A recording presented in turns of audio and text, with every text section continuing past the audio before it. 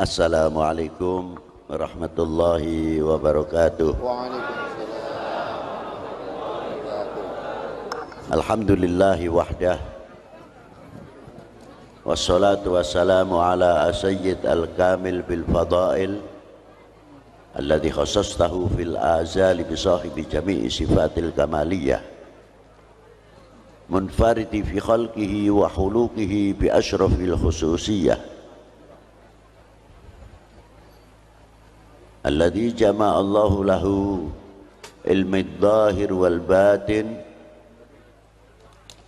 bil ulumi rabbaniyah wal hasanatil qur'aniyah.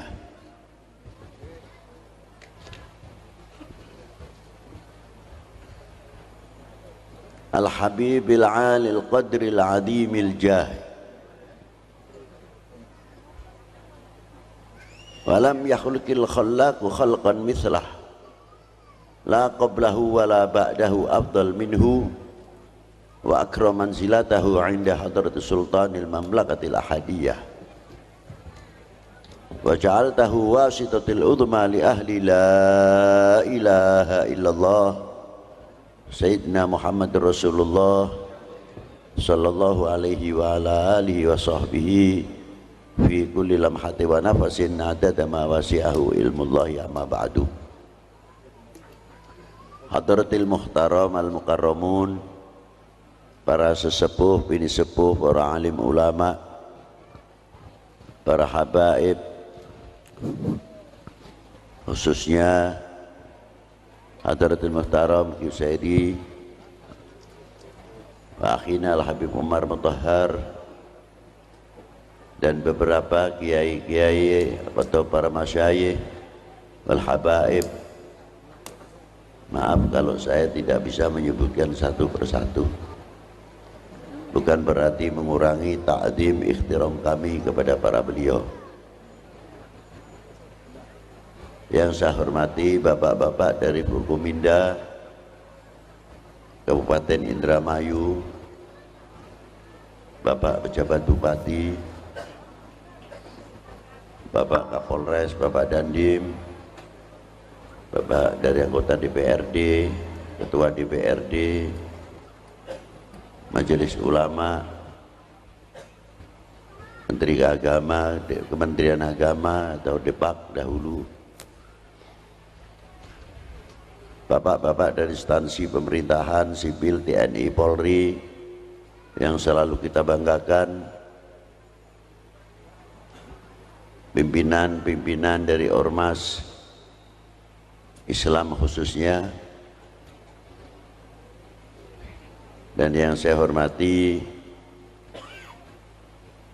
saudara-saudaraku, anak-anakku, Banser, GP Ansor, yang saya hormati Pak Camat, Pak Danramil, Pak Kapolsek, serta jajarannya, Bapak Kepala Kelurahan atau Kepala Desa Karanganyar atau Karangmalang seperangkatnya, panitia penyelenggara dalam rangka Haul Al-Habib Umar bin Thaha bin Yahya, dan yang saya banggakan Al-Habib Umar Al-Idrus. Hadirin wal hadirat rahimakumullah. Saya mengingat satu hadis, walaupun ini hadis khususnya untuk ahli baitin Nabi sallallahu alaihi wasallam,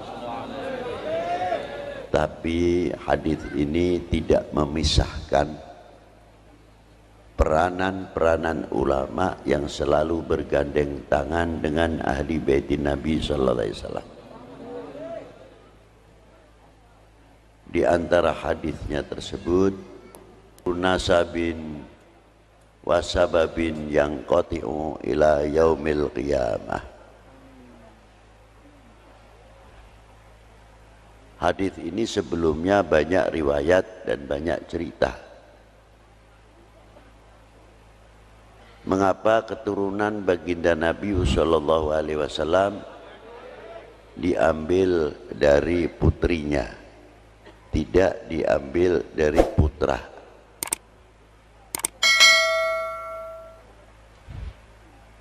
Sebabnya apa? Tulung Pak, kowe wong wadok aja ning kono dhewe iki tengenmu wong lanang kabeh iku. Kowe minggir iku. Pindah-pindah itu belakang. Itu lho ngarepmu lho. Iya. Nah.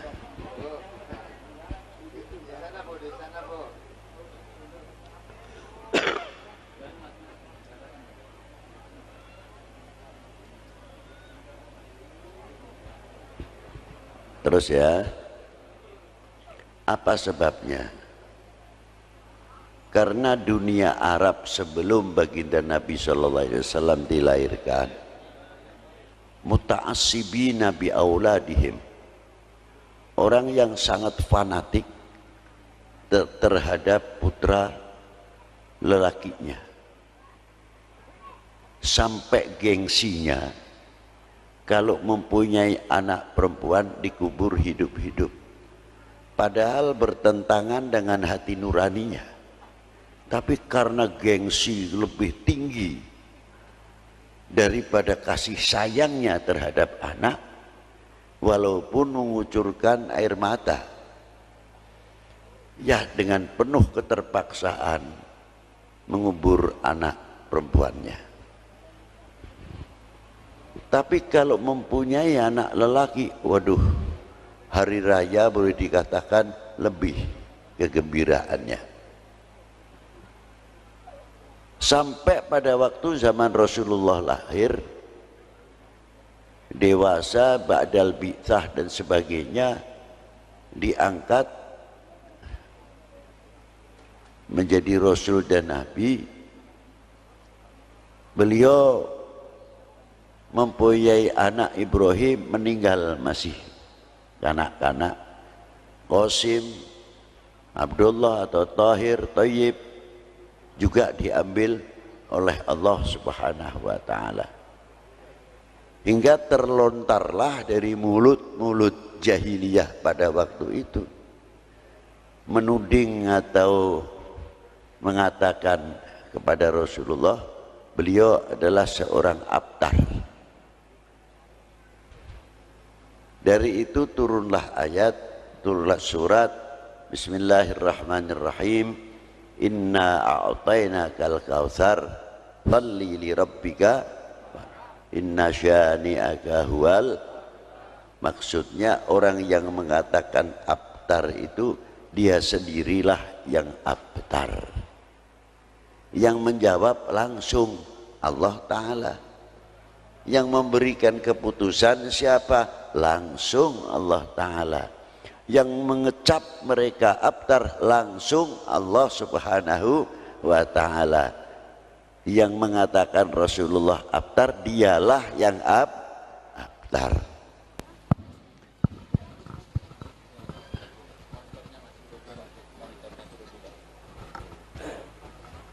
Lalu Rasulullah bersabda, saya teruskan hadis tadi, setiap nasab selain dari aku dan sebab dari aku putus, terkecuali yang dari aku,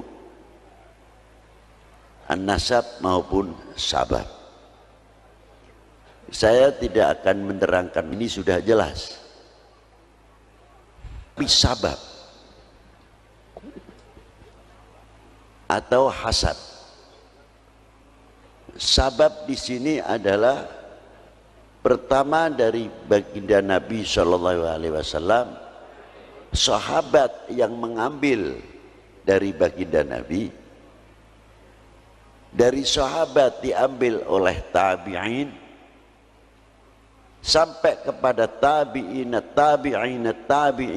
mempunyai asanid, silsilah.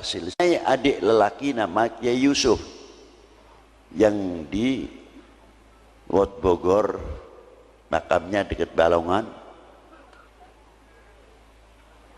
Beliau mempunyai anak mursyid Thariqah Qadiriyah namanya Kiai Agus, terkenal desanya Kiai Agus Kenayagan. Alhamdulillah ini cucunya Ki Agus juga kumpul di sini. Ini diantaranya. Jadi Ki Agus sama Habib Hashim sepupu, bukan orang lain. Dan banyak lagi jalur sabab. Nah, ulama-ulama di Indonesia rata-rata mutaqaddimin as-salihin tidak pernah lepas mempunyai jalur sabab, genah, jelas siapa guru-gurunya. Tidak cukup dari itu, dari sabab mempunyai jalur musafahah. Artinya jalur musafahah wan nador. Si fulan pernah menjumpai Sayyid siapa atau Kiai siapa, Kiai Bajuri umpamanya, itu guru saya, Alimul Allamah Mbah Kiai Bajuri Sudi Mampir Al-Mukashif. Saya bisa berjabatan tangan dengan Mbah Kiai Bajuri. Saya tidak menjumpai gurunya Kiai Bajuri, tapi karena saya melihat Kiai Bajuri yang pernah melihat wajahnya gurunya Kiai Bajuri, dan gurunya melihat wajahnya, sampai melihat wajahnya baginda Nabi, sampai melihat wajahnya para sahabat. Dari para sahabat, ulama sahabat baru melihat wajah baginda Nabi sallallahu alaihi wasallam. Ini namanya nador. Begitu pula orang yang pernah musafahah, mengambil asanid musafahah. Orang ini pernah salaman dengan gurunya, sampai dari ini musafahah, tidak asal salaman. Tapi sedih bukan cuci mulut tangan saja, kita pakai cuci tangan pakai dan cuci mulut saja, tapi cuci mulut pun dari dahulu sudah diatur oleh para ulama radhiyallahu taala anhu. Dari cuci mulut ini buahnya cuci kulub, tasfiyah. Kalau tasfiyah ini, hati ini sudah biasa kita cuci saben harinya, pengganti alat pencucinya adalah ala bidzikrillah tatmainul qulub. Luar biasa kalau bisa. Kelihatannya mudah.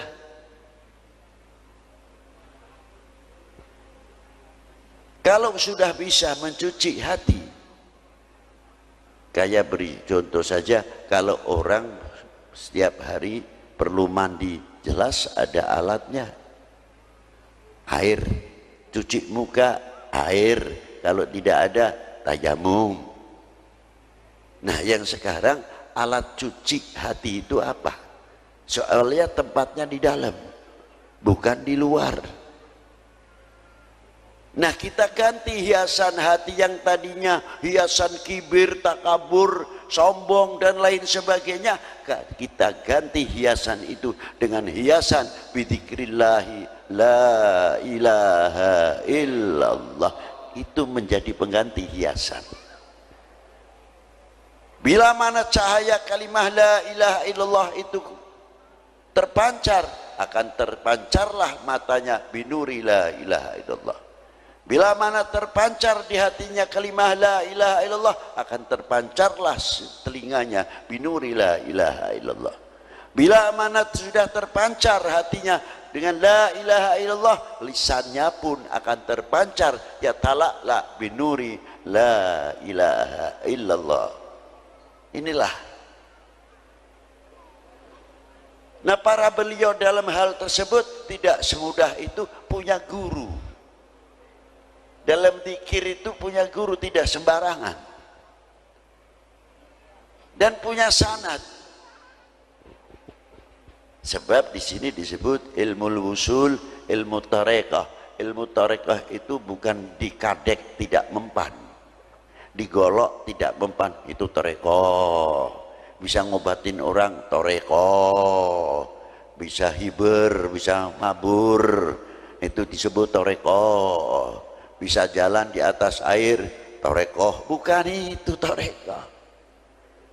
Yang dimaksud di sini torekotul wusul, talian yang erat, sambungan dari hati kita kepada Allah Subhanahu wa Ta'ala, sehingga sedetik pun kita dididik oleh baginda Nabi Sallallahu Alaihi Wasallam yang melalui para pewarisnya, sehingga kita tidak pernah lupa kepada Allah Subhanahu wa Ta'ala. Gerakan-gerakan tangan kita tergantung kita juga. Ini satu contoh yang kecil. Apa di antaranya? Kalau kita sudah kebiasaan pakai baju tangan kanan dulu, ittiba'un Nabi Sallallahu Alaihi Wasallam, lama-lama mempunyai gerak refleks tangan kanan dahulu. Melepas tangan kiri, pakai celana pun sama, kanan lepas kiri. Karena sudah refleks otomatis. Lisan sama. Kalau lisan ini sudah dibiasakan yang baik, subhanallah, selain daripada itu kata-kata yang baik, tidak mau mengotori lisan kita dengan omongan-omongan yang jelek, akan terlatih. Biasanya ngucap subhanallah, subhanallah. Contoh yang gampang, kita ndak pakai sandal, kebetulan ada orang buang puntung rokok seenaknya masih menyala, kita nginjak panas kayak apa? Karena lisannya bisa mengucapkan subhanallah, begitu kena puntung rokok yang panas subhanallah. Yang biasanya la ilaha illallah, la ilaha illallah. Yang biasa memelihara kaki empat, ya yang keluar ya kaki empat. Itu refleks. Yang paling berbahaya kalau kaki empat ini dibawa ketika sakaratul maut. Karena pedih dan sakitnya rasanya ketika sakaratul maut, kebiasaannya kaki empat, ya kaki empat yang keluar. Yang dibilangin kaki empat, tidak tahu malaikat nyabutnya tambah temenanan. Kalau perlu dibrodot sisanya. Kita dibimbing oleh baginda Nabi Sallallahu Alaihi Wasallam supaya mendapatkan tatma'inul qulub, supaya kalau tatma'inul qulub meningkatkan martabatut tauhid. Kalau sudah mencapai tingkat tatma'inul qulub, melihat selain Allah adalah makhluk, la naf'an wala dharra, tidak bisa memberikan manfaat atau madarat karena makhluk. Lah itu, hatinya kembali kepada Allah, tidak mempunyai rasa kekhawatiran.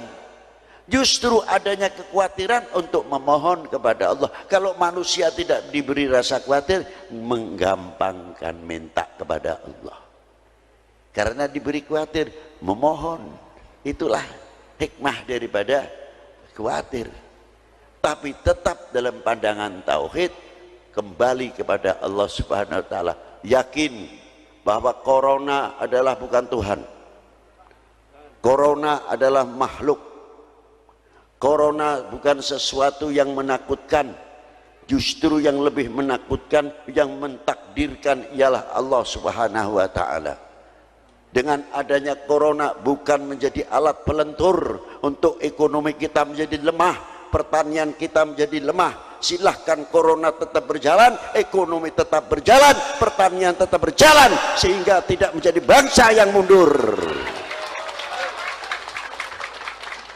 Harusnya begitu, kayak corona kayak ngadepin harimau.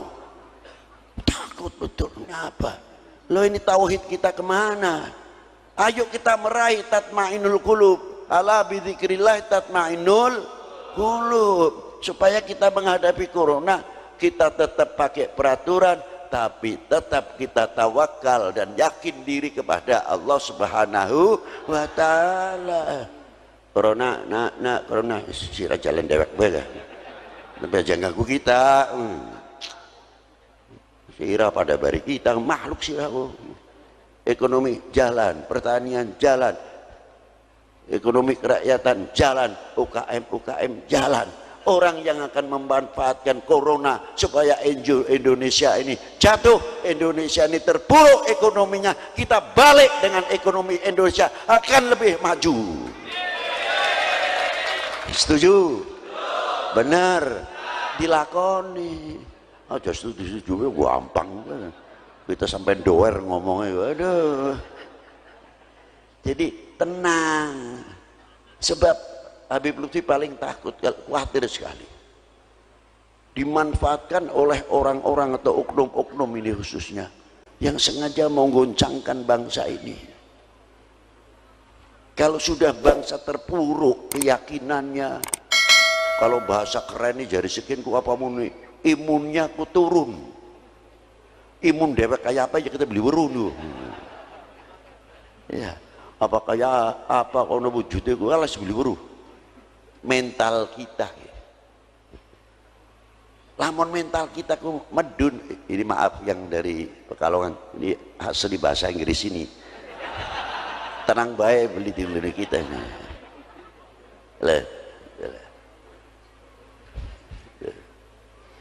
Jadi kita ku lamun buruk kang kaya mengkonon, atine ku tambah gede, beli khawatir. Silahkan, karena kita mempunyai keyakinan apapun selain Allah adalah ikhtiar untuk menambah mendapat pahala, bukan ikhtiar untuk takut, ya kan? Ya, aja maning manusia, jangan lagi manusia. Wit pelembay ya, anak amai, pisang ya anak amai, sampe atau capu ya tetap anak baik, tapi tetap tumbuh, tetap mengeluarkan pisang walaupun ada amah aja kalah bari wit gedang baik. Bagian anak amai godongnya pada rusak tetap baik. Jadi ekonomi tetap berjalan, gedang baik wit pisangku bisa jaga ekonomi aja maning sirah bari kita. Enak-enakan mengkonon bae gua digawe ribut bae. Apan kaya kiyen wedi apa maning sing wong duweni penyakit was-was ku. Lah. Iya, sampai tekan salate beduduning penyakit bae was-was ku. Sampai tekan was-was tekan salat. Wudu wis ping 17. Usoli nembuh wae. Usolli fardol maghribi wis tinggal Allah mandek di sida maning usolli maning.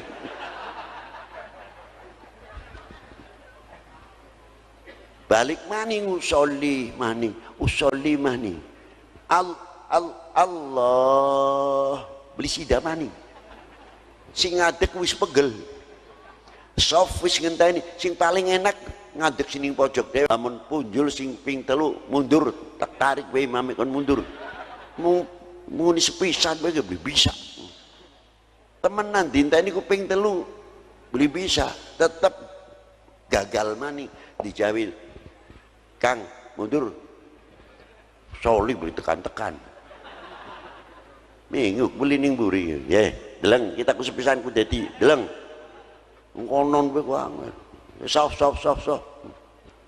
Allahu Akbar sing duri nyemplung yakin ku imam takbir kabeh Allah tenang beli maca Fatihah malah biluk ngandel beli ku sira sepisan kita ku dadi lho yakin wong was kliwat maninya nana maning bae konon ada ini gila. Jadi kalau orang was-was itu ya begitu itu kalau kita pelihara.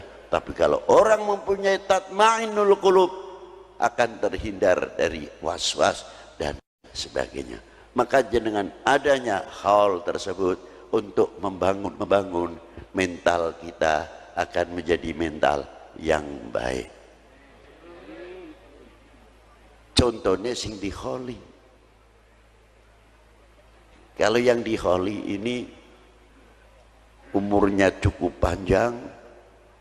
Beliau bukan sekadar ulama saja, beliau adalah seorang ekonom, seorang petani yang berhasil. Setelah beliau belajar di Hadramaut, di Tarim, beliau sempat keliling ke 88 negara sumber-sumber ilmu dan mendapat ijazah dari guru-gurunya yang sangat sempurna. Ketika beliau di Mekah menjumpai guru muhadits Syekh Muhammad Said Sambal, itu termasuk guru beliau yang mengarang kitab Sanad Sambuliyah. Dan ketika beliau di Mekah, guru beliau Said Ahmad Zaini Dahlan dan beberapa tokoh-tokoh ulama di Haramain. Ketika beliau di Hadramaut, beliau juga jumpai 7 orang yang namanya Abdullah semuanya, di antaranya Al-Habib Abdullah bin Husain bin Tahir, Al-Habib Abdullah bin Ali bin Syihab, Al-Habib Abdullah bin Husain bin Faqih, Al-Habib Abdullah bin Umar bin Yahya, Sahibul Baqarah, Al-Habib Abdullah bin Bubakar Maula Butaiha, dan Syekh Abdullah bin Ahmad Basaudan, dan Syekh Abdullah bin Sa'ad bin Sumer Al-Hadrami. Ini maha guru pada waktu itu, termasuk guru-guru beliau pada waktu di Hadramiyah. Dan tidak mengambil dari beliau saja, guru-guru banyak beliau, sangat banyak. Beliau sampai masuk ke Al-Azharus Syarif dan sumber-sumber ilmu yang akhirnya beliau pulang, mampir dulu, berdakwah dulu di Pulau Manipah, Ambon. Beliau di sana bersama Al-Habib Ibrahim Ba'bud dan Al-Habib Abdurrahman Al-Hamid sempat mendirikan satu masjid yang diberi nama Nur Selange di daerah Manipah. Beliau melanjutkan terus perjalanannya sampai ke Cirebon karena beliau dilahirkan di Palimanan. Terus beliau membangun Cirebon, tinggal di daerah Sindang Laut, mendirikan pondok pesantren pertama di daerah yang melahirkan beberapa murid-murid tokoh-tokoh yang luar biasa dari para habaib maupun para ulama.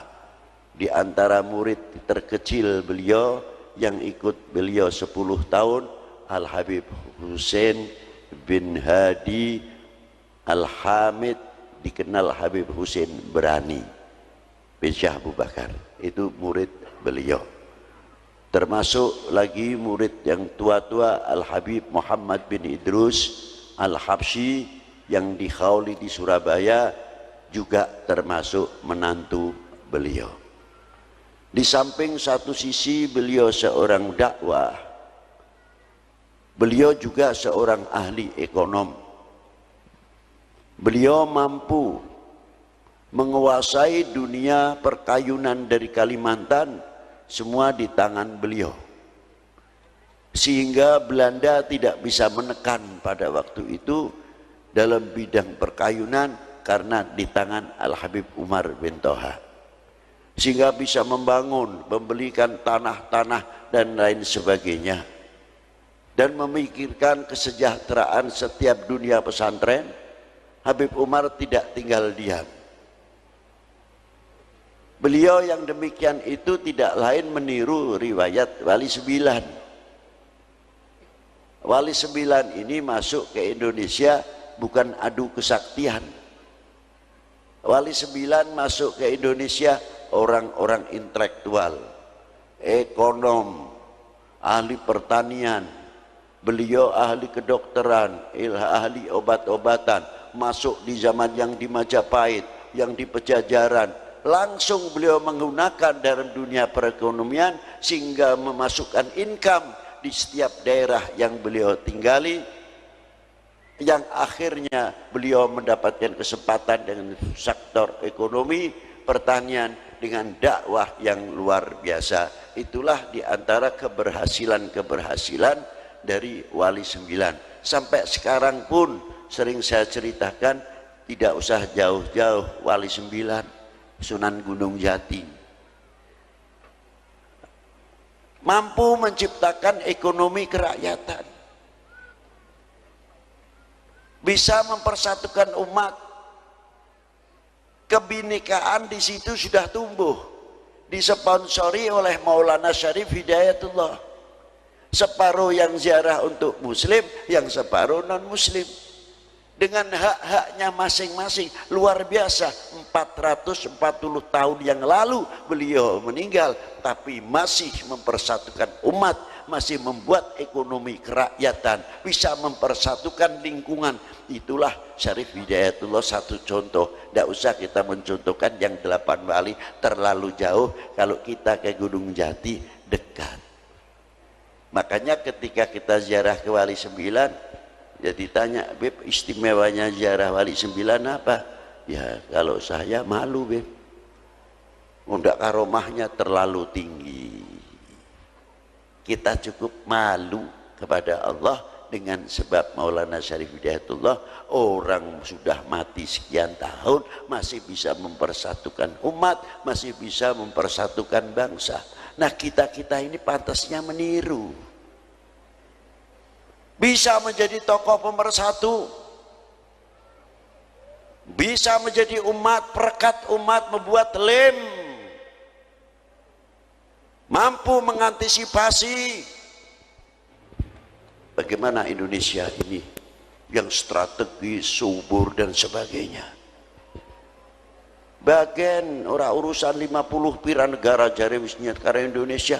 Indonesia tetap kaya. Lama-lama mereka yang butuh sama kita. Jangan kecil hati. Tunjukkan, I am Indonesia. Saya bangga menjadi bangsa Indonesia. Primen gini. Setuju beli nih? Cangkemnya boy. Mestinya kita harus bangga menjadi bangsa Indo. Harus begitu. Tunjukkan kita mampu. Si ngincerku banyak. Maka dari itu kita pandai-pandai harus bisa memberi kekuatan-kekuatan, menjajari, memperkuat lapisan-lapisan. Luar biasa kalau bisa.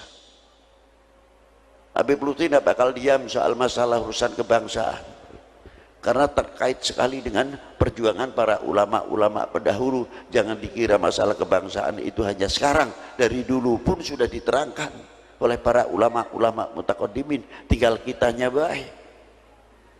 Coba, berapa ulama-ulama kita yang ikut andil dalam perjuangan bangsa ini? Kita selalu ingin mengingatkan supaya menjadi bangsa yang kuat, tidak menjadi bangsa yang mudah dipecah belah. Sampai takon, Beb, bagaimana cara memajukan ekonomi Indonesia? Gampang. Kita balik.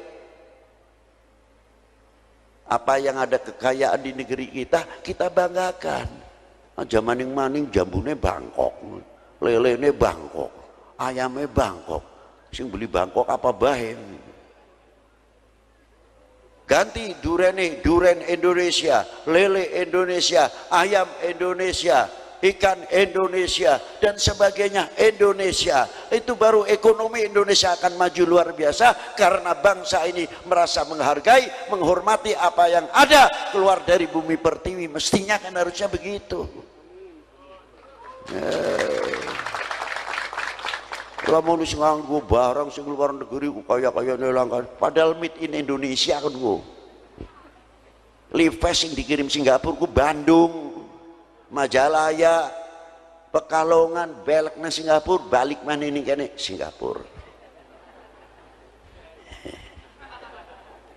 Mumet. Aduh.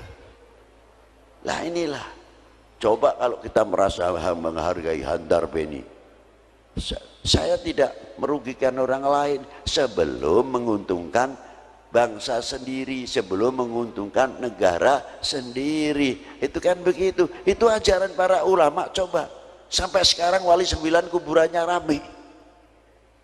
Itu petanda, isyarah untuk kita semuanya.